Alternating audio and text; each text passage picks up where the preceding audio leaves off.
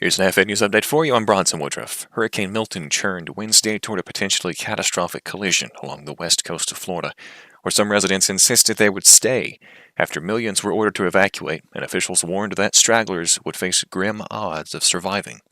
The Tampa Bay area is home to more than 3.3 million people.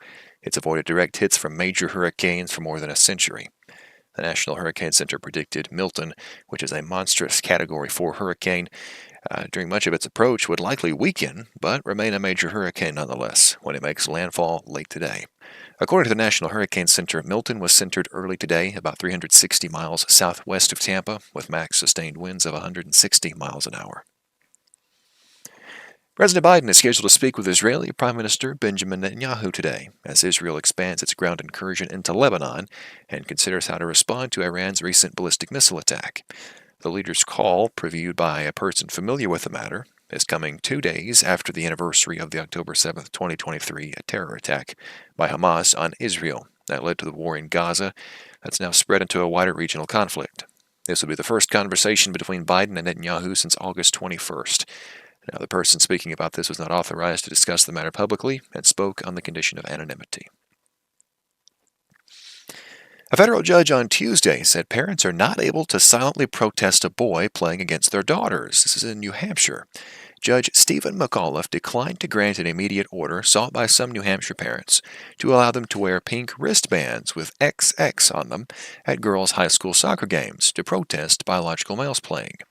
Judge McAuliffe said that the notion of whether parents should be allowed to passively protest transgender players at student sports events was legally nuanced and complex, and he wanted to hear more detailed arguments presented by both the parents and the school district at the next hearing. That next hearing is likely to be held in late November, but the judge did rule that one father who had been banned by the school district for the rest of the season after a protest and altercation that he be allowed to watch his daughter's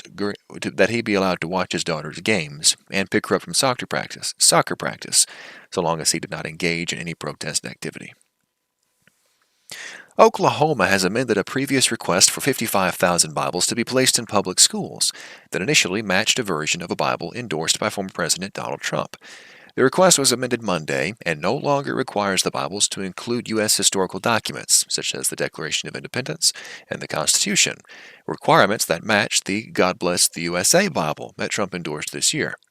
The request is part of State Superintendent Ryan Walters' efforts to require Bibles in public school classrooms, which has been met with some resistance by some of Oklahoma's largest school districts. And that'll do it for this AFN News Update. Thanks so much for watching. Much more news from a Christian perspective is available on afn.net.